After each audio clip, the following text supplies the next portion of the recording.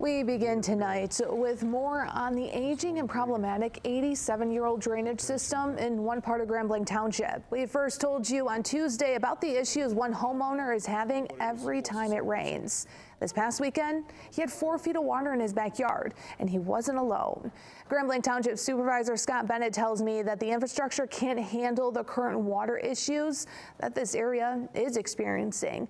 But there really isn't anything the township can do because this is in the Genesee County Drain Commission's jurisdiction. We're going to have some backup issues. Linus Street in Grand Blanc Township sits on a drain that was built in 1939. Grand Blanc Township Supervisor Scott Bennett tells me it's an older neighborhood. We're trying to fix, problems that somebody else created, and how we do that, we're trying to work with the Drain Commission to figure out a way. Jim Short, who lives on this street, shared his frustration with us, mentioning there were plans developed through the county study that would update the system and make sure that the flooding, like what happened over the weekend, doesn't continue. Unfortunately, the two options that they came up with, one was 11 million, the other's 8 million. And for the residents, that is way too expensive.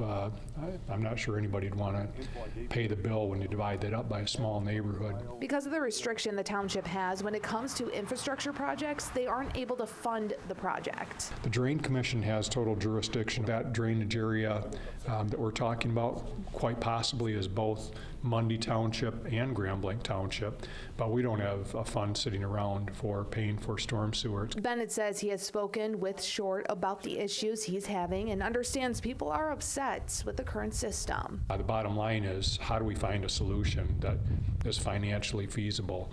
And that's, the end goal that we have. Bennett hopes the issue can be resolved. His goal is to see a plan that would alleviate the flooding for less than the proposed $8 to $11 million.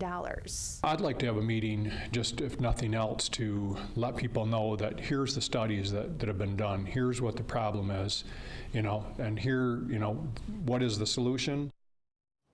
The Drain Commission says that they are working with residents and township leadership to figure out how to proceed. The commission telling me tonight that a hearing is required and one will be scheduled when a final cost has been established. Their office is trying to find ways to lower the cost as much as possible.